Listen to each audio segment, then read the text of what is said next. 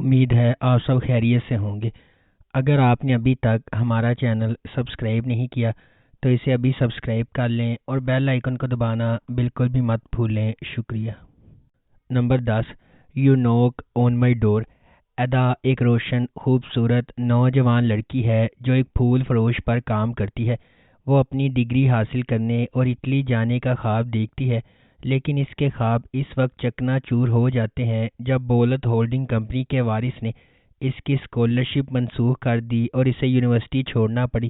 اب صرف دو چیزیں اسے جاری رکھتی ہیں، اس کی پودوں سے محبت اور اس کی سرکن بولت سے نفرت۔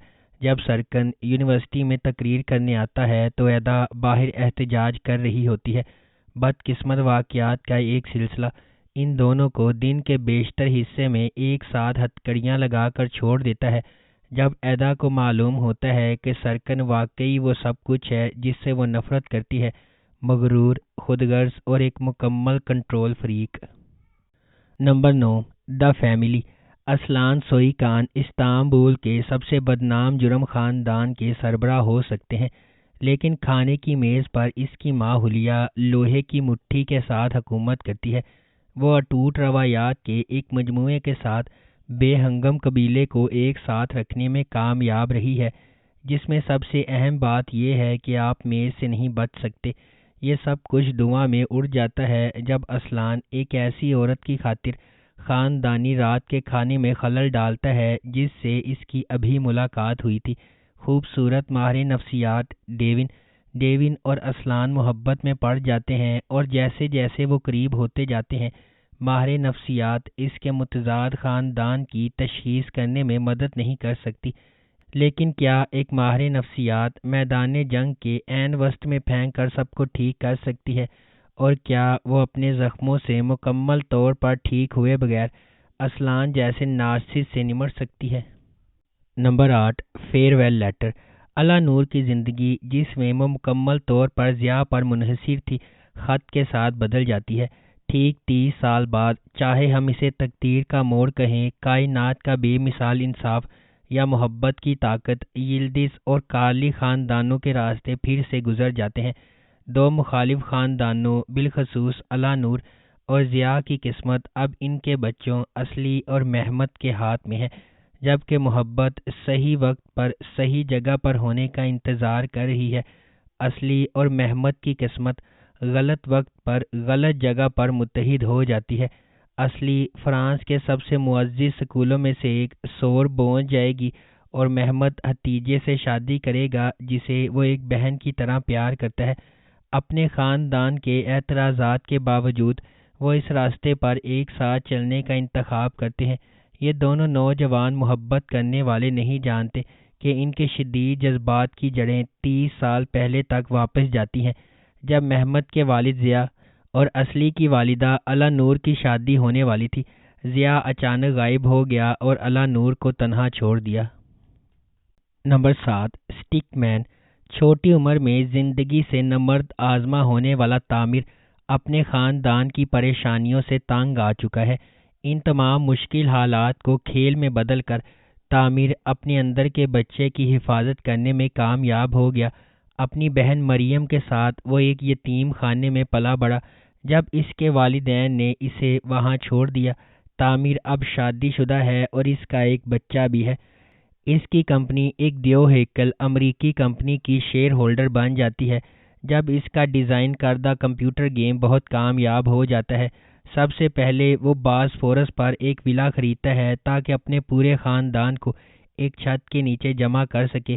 اس کی ماں آسل اور والد بلند، جو ولا میں آباد ہیں، اپنی قسمت پر یقین نہیں کر سکتے۔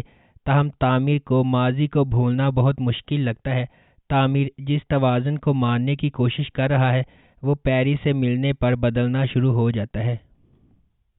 Number 6، good days. 29 سال قبل وان جھیل کے ایک ہی کنارے پر ایک ہی وقت میں ایک لڑکا اور ایک لڑکی پیدا ہوئے تھے۔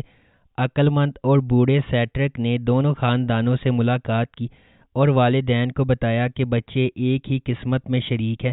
وہ ایک دوسرے سے گہری محبت کریں گے اور پھر کچھ خوفناک ہوگا جو انہیں الگ کر دے گا۔ سال گزر گئے اور سلمیٰ اور مہران بڑے ہوئے اور اسی طرح محبت میں پڑ گئے جیسے بوڑھے نے کہا تھا، یہاں تک کہ دونوں کی منگنی ہو جاتی ہے۔ تاہم منگنی کے بعد سلمیٰ اور مہران ایک بڑی آگ کے بعد ٹوٹ جاتے ہیں، جس کی وجہ سے مہران کا کوئی گھر نہیں ہوتا اور وہ اپنے خاندان کے ساتھ استنبول جانے پر مجبور ہو جاتا ہے۔ نمبر 5، عدم فارہ۔ فارہ ایک 28 سالہ ایرانی خاتون ہے۔ 6 سال قبل ایران سے فرار ہوتے ہوئے اسے استنبول میں رکنا پڑا کیونکہ اسے معلوم ہوا کہ وہ پریگننٹ ہے۔ وہ وہاں ایک غیر قانونی تارکین وطن کے طور پر رہنے لگتی ہے۔ مزید یہ کہ اس کے بیٹے کیرم شاہ کو ایک نایاب بیماری ہے۔ چونکہ مدافعتی نظام پیدائش سے ہی بہت کمزور ہے، اس لیے کیرم شاہ بیماریوں کے لیے کھلا ہے، اس لیے اسے جراثیم سے پاک ماحول میں رہنا پڑتا ہے۔ فرح میڈیکل کی تعلیم حاصل کرنے کے باوجود استنبول میں غیر قانونی طور پر صفائی کا کام کرتی ہے۔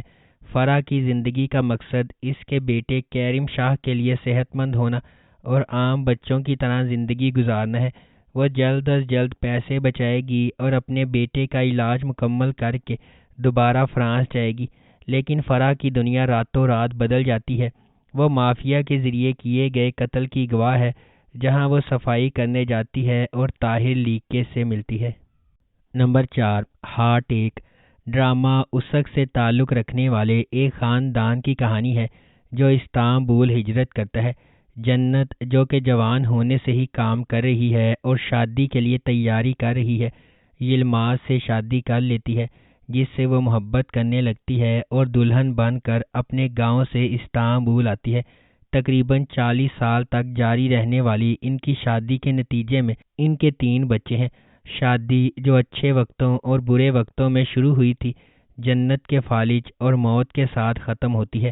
انہوں نے اپنے پیچھے 3 بچے اور ایک شوہر کو چھوڑا ہے، تاہم جنازے کے بعد سامنے آنے والا خط ان حقائق کو غلط ثابت کرتا ہے جن پر ہر کوئی یقین کرتا ہے، جیسا کہ یہ پتہ چلتا ہے کہ جنت نے اپنی موت سے پہلے لکھے ہوئے خط میں اپنے شوہر کو اپنی موت کی وجہ قرار دیا تھا۔